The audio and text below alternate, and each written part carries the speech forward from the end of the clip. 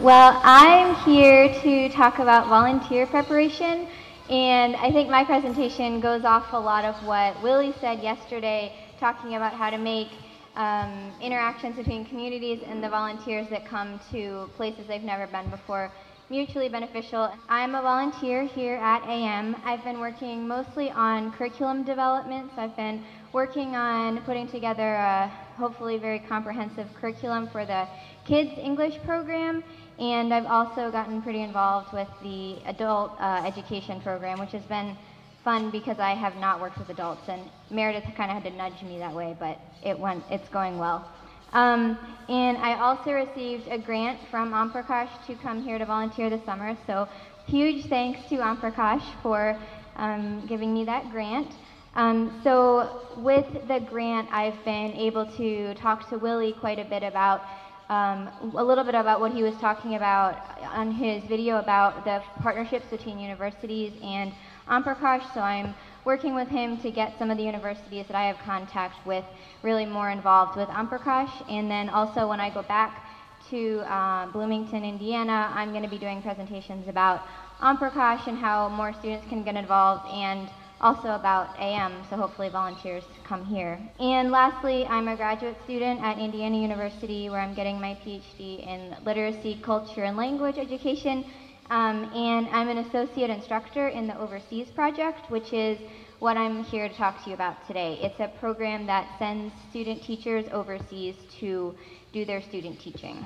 I guess the first question is volunteer preparation important at all? I did really pretty informal interviews just with people from AM this past week about what they thought they were, how they were prepared, what they did and things. So I got all kinds of responses. Someone said, I knew nothing about Costa Rica. I wasn't even sure where it was. I knew it was somewhere in the Caribbean. And another person said, on the other hand, I'm not a person who reads things before I go. I didn't read anything about Costa Rica. I didn't care. I just thought I'm going to show up and see what it's like. And that person had said, it would have been really great if I had read things, but really I probably wouldn't have read it anyway. And then others had, I read everything on the website before I came.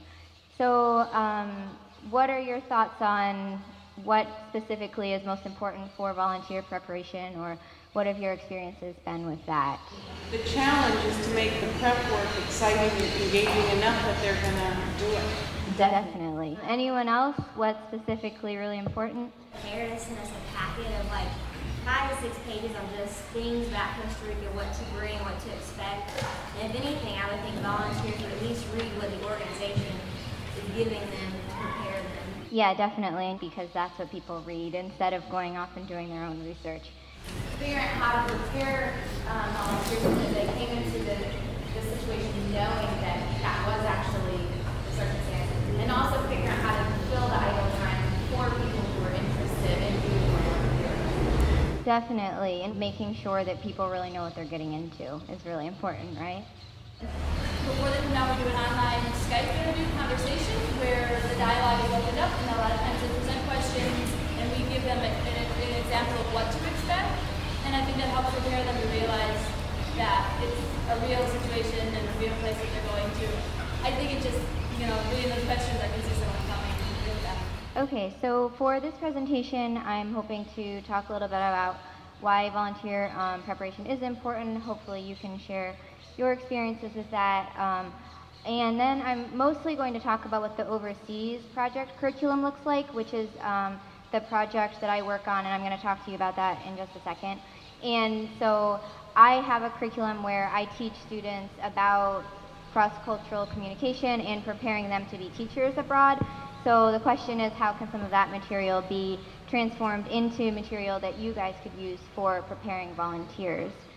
Okay, so the Overseas Project, which is where I work, is an alternative student teaching program. So for those of you not from the United States, to become a certified teacher in the US, you have to do a semester-long student teaching, like practicum with a teacher in the classroom. And at Indiana University, it is 16 weeks that the students have to be in the classroom.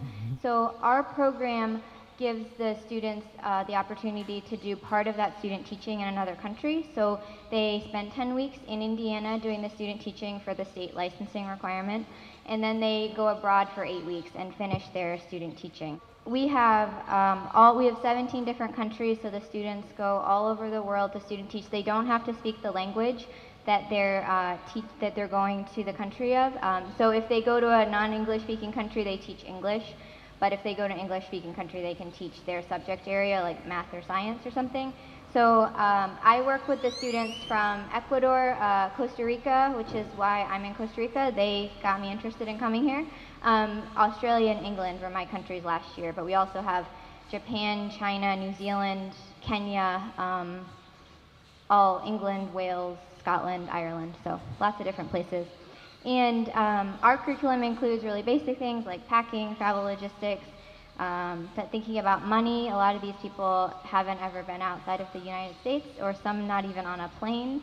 And two more interesting ideas about intercultural communication and culturally relevant teaching methods. And the other part of my job is having a mentorship with the students that are on site right then. So I'm in constant email contact with the students that are teaching right then. So for our project, we have 3-hour class sessions once a month with pretty extensive assignments. The students have homework. We do individual interviews with the students on their goals and expectations and difficulties they're expecting they might have about why global education is really important for them as future teachers. And so some of the students haven't ever left Indiana, some have studied abroad, traveled abroad, lived abroad. So we have a really wide range of students. So our goal is to give the basic information for those students who haven't been out of the country before, but then also to really talk about how students can push themselves to go out of their comfort zone and really get involved in the communities when they're there as well. The staff that I work with, we've lived and traveled and worked abroad. And so really we're not giving specific culture information because we have 17 countries and only 4 instructors, but we're really encouraging the students to go do their own research, learn about their specific country, putting them in contact with people who can give them country-specific information. So really more talking about how to be good observers when you're there, things to think about, things like that. And also really sharing experiences. The staff, we get to tell our stories of mistakes we've made abroad and things like that. I've heard a lot of people talk about the pre-arrival orientation packets and things, but how about, does anyone do anything during the time that volunteers are there in terms of continued education preparation for the volunteers? We have a team of volunteer coordinators. Every 3 months we try and bring some kind of new training. So whether volunteers are new, or they're in the project, there's always something there for them. There's always some new training session, and we do like a team building usually at that point as well. And what about like debriefing, closing, not orientations I guess, but reflection time? All of our formal volunteers have a weekly 90-minute called a mentoring session that's formally scheduled. And there's a constant, it's a really simple thing. I'm just sitting down with one professional on staff and asking, okay, what's happened, how do you feel about it, how would you improve it, and that emerges over time. And obviously as they get close when they're leaving, the questions are, different questions of, okay, now that you're going to be leaving, how do you feel about your experience here? What are things that you would have liked to have done differently? Do you think that you're going to do anything similar to this in the future?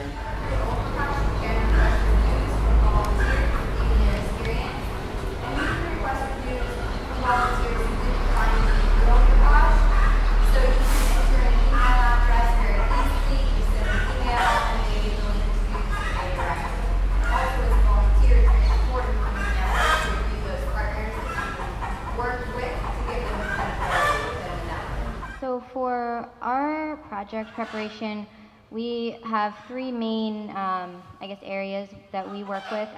So the first is research for the students that are going to these countries. So we really encourage our students to learn as much as possible about their specific country because, like I said, we're not experts on the country-specific information. So everything from the history and culture of that country, and also language practice, really encouraging them to brush up if they've studied Spanish 3 years ago and haven't done anything with it. Even the English-speaking countries, we really encourage the students to listen to podcasts and videos, try to get the accent down because some of our students have some trouble teaching young children with accents. And then the next part is the cultural competence and awareness information, talking about what is culture, why is global education really important for these students because they're going to be teachers.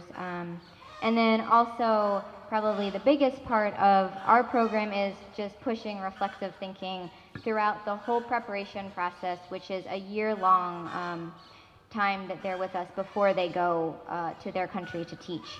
So thinking about what adaptations they're going to have to make, coping methods, thinking about if it's not what they expected, how they're going to change what they're doing there, what their goals are, what they really want to do when they're there, and also through what they're reading with the history and culture, we ask them to apply what they're reading about. So we have them read many articles about their specific country, and then they write papers for us about how they're going to apply what they learned when they're there. So, for example, a lot of the students in Australia write about how they learned in this article that Australians are really into sports, and so they might want to learn a little bit about the different sports of Australia before they go, so that they are prepared to talk to people and really get involved with the community.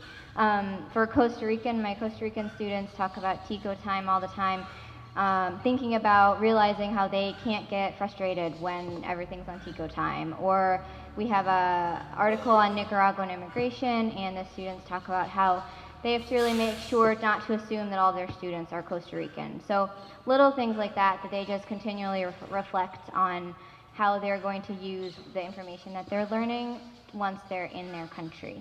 We try to give really detailed resources. We have them read books by authors from the country, so not just guidebooks and things, but they read novels and nonfiction books about the countries that they're going to.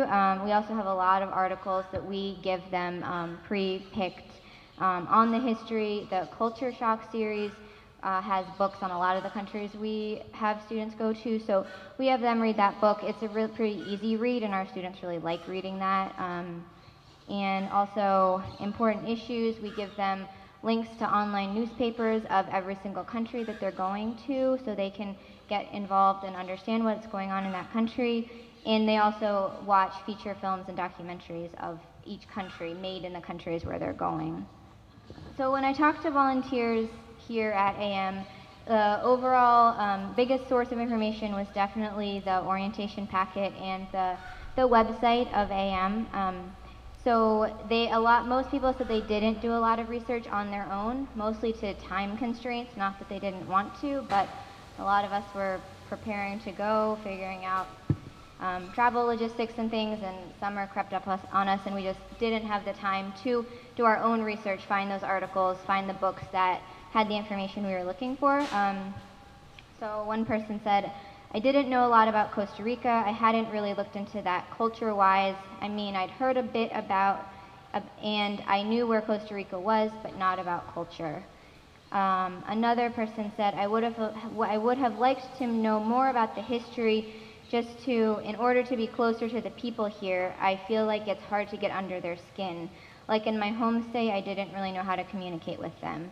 So things like that, people were realizing that it would have been really useful to have looked into stuff more. They just didn't have the time, and what we have with the orientation packet was the most useful. So in terms of taking what I do with my curriculum and the school-based classes, I think a lot of this is the same for volunteers, really encouraging volunteers to research on their own, and also giving specific links and articles in the volunteer packet, because like I said, we may not have time to look at it on our own. And so the online newspapers, articles on culture and things is really helpful. And then also really practical information. Most of the packets I've seen, the AM packet had a lot of the how to get here, time zone considerations, money, conversions, specific language hints. A lot of the volunteers talked about that, especially with Spanish. Every country is so different that language hints of what specifically is used here would they thought would be really helpful.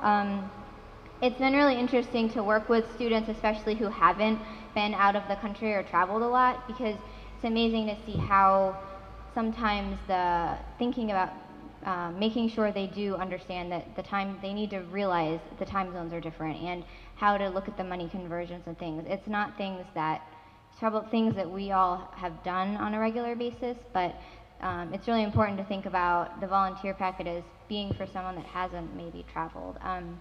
I had a student that went to England who she got to England, and I think she tried to go to Norwich and got there, realized she was supposed to go to Norwich, I think, which was 2 hours in the opposite direction. So that was just a little bit of a problem. It wasn't the most welcoming thing for the host family to be waiting there for 2 hours and things. So I know that we all got to Costa Rica really easily, and that was because Meredith had such detailed guidelines of how to get here. So, and that was an English-speaking country. She was in England. So really just telling them about having backup plans. What are you going to do if things don't go as planned? For giving information to volunteers, the travel resources on Omprakash are really, really useful. I think pointing that out in the orientation packet might be really useful. Just from talking to volunteers here, they definitely read what Meredith gave us. So just having something as simple as having a link to, oh, here's all of these other resources that you can get to would be really helpful. A lot of people here talked about money, how they would like as much information as possible about how much it cost. I think I have quotes later about this, but that we had been given some prices about how much it would cost to go out to dinner, but maybe even grocery store prices and things. People really, really wanted that information. And then packing considerations, I think probably every single organization has a packing list because all the volunteers want that. But also cultural and community considerations for packing. I had a student come to Costa Rica last year, and our students have assignments where they have to tell us one thing that was disappointing that week or something, and her answer to that question was, I felt somewhat like an outsider when my host mom told me that I had brought so many clothes. She even made a comment saying that I brought the whole United States with me. I felt bad because I didn't know what to expect here.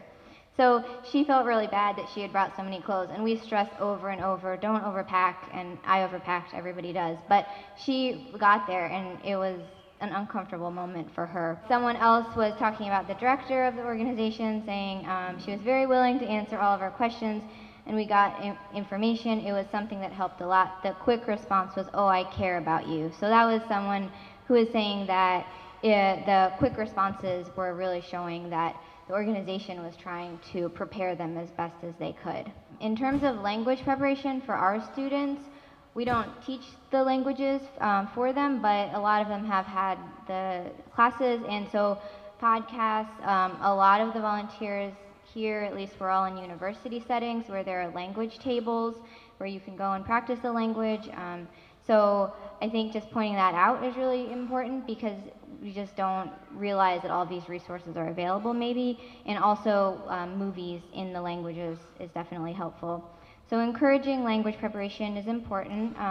One of the volunteers who was here a couple of months or weeks ago, I guess, said, I definitely wish I had learned a little more Spanish before coming, because I think for people who are not well versed in the language, it can be a huge handicap, and it's difficult to always depend on someone to translate for you. And someone else said that I started trying to review Spanish a little bit. I was trying to read the news in Spanish and just read Spanish to refresh my memory.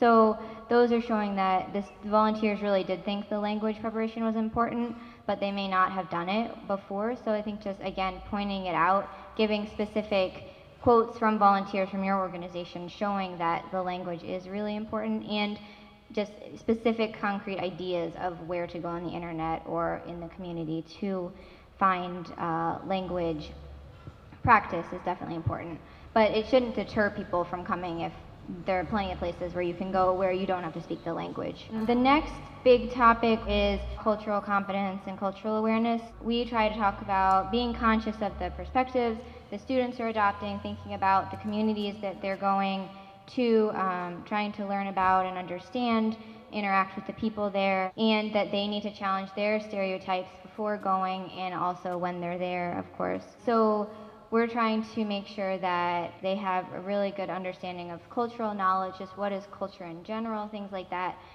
as well as the country-specific things. We want to make sure that our students understand that it should be a reciprocal exchange between the community and the volunteer, avoiding the savior complex, being realistic about what they can do in the community. Has anyone read the article, Body Ritual Among the Nasarema?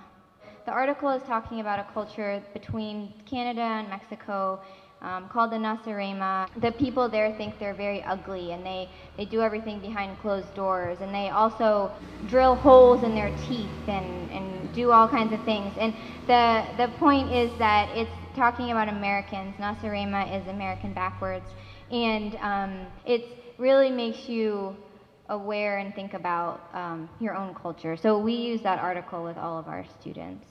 Despite our best intentions of not falling into the trap of having a lot of stereotypes and things, we definitely sometimes can fall into the idea of having a single story about a community or continent or a group of people. So we can have single stories from the person going to that community, or also from friends and family members who may say something about the community that you're going to. We also talk about the cultural iceberg all the time, with people talking about how most of culture is under the surface. I'm sure most of us have seen that picture before. So again, just really giving resources for people to go do their own research, but giving them the links and things has been really important for our students. The last quote said, "I was expecting something completely different. The kids did not behave at all. I lost my patience immediately." So again, talking about expectations, making sure that people have thought about what they're getting into, how they're going to cope with those challenges and things is really important. Let's see. So the last part is reflection for our students that we do continuously. So just thinking about what adaptations they're going to have to make, thinking about if they don't have internet all the time, cold water, students talk about a lot, privacy issues, thinking about how they really should spend time with the host family, even though they have to be making lesson plans for our program and things as well. What will they do if something isn't going like they thought? And homesickness is also sometimes an issue with our students. We really try to push our students out of their comfort zone, trying to get them into the community, which obviously is really important for volunteers too. So someone here said, "My expectations were very different from what I met here. I don't know how I imagined the classroom would be, but it's completely different, but I love it. I thought I would be a bigger part of the community. Maybe I haven't tried because I haven't been in the women's group at all. It was just something I chose not to do. Maybe if I'd been in that, it would have been easier for me to get into the community and be part of it. I'd imagined I'd develop more relationships with locals." So one thing we do with our overseas students is we have assignments that they send us every 2 weeks, and within those assignments there's a checklist of things asking, have you done this? So we have things like, have you talked to a host nation citizen outside of your host family? Have you gone to the park and met someone? Have you gone to a religious ceremony? So it's just this long list of things, and we're not grading them based on how many times they do everything, but it's really useful for them to just see themselves what they've done this week and maybe places that they might want to improve on next week. So I think it's just really useful for them to see if they didn't do anything that week, if they did just go to school and just go home and things. So they use that a lot to just check in with themselves. Host family adaptations and considerations are really big. They really like the past participant advice from people that have gone abroad, and food and schedule concerns were the biggest thing that AM volunteers thought. Talking about how figuring out when we're going to be home, not messing up the host family's schedule and thing was something they felt like they didn't know how to handle. Some other people don't like having much information. Some people said I liked coming and not knowing, that was nice.